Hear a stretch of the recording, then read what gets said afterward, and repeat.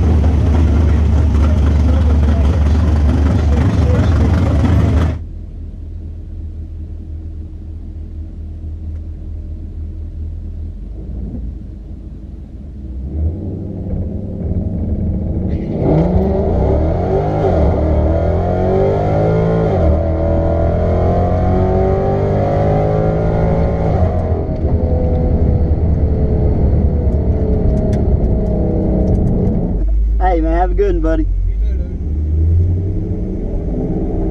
738.97, guys. That's where I'm stuck at. It's like 2400 DA. So until the DA comes down, that's where I'm at. Still a fun ride though.